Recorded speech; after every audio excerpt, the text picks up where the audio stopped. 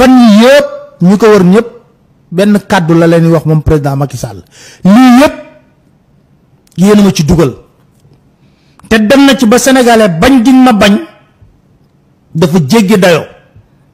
lu ne gëmloo ngeen ma ko ci réew mi te dara du ci dëgg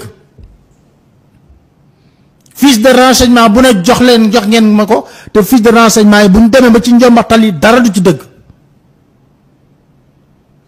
dafa am kilifa gu mag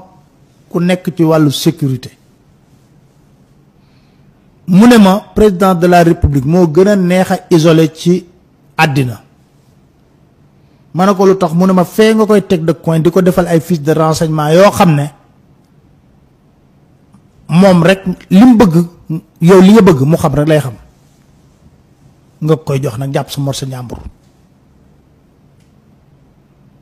xam nga toogoon naa fii ne ko président on te vend la peur maanaam dañuy ñëw gëmloo la yoo xam ne dara amu ci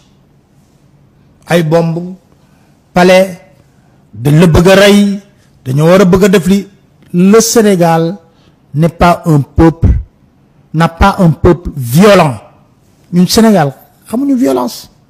la preuve mënuñu sénégalais mënuñu soutenir sax 3 jours de marche intense comme yeneen réew ñu koy defee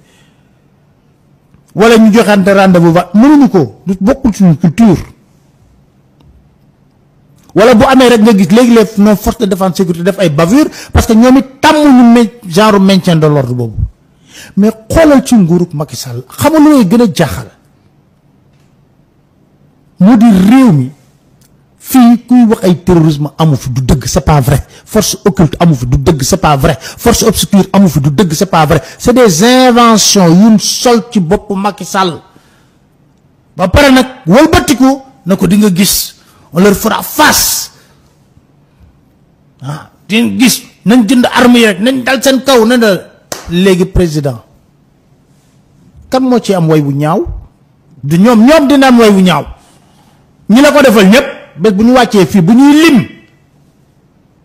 kilifa yi nga xam ne law la cat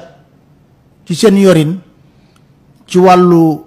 kaaraange réew mi amaana du leen ci lim ndax nag wala buñ ciy lim dañu wax ne ah kooku de ba mu nekkee diw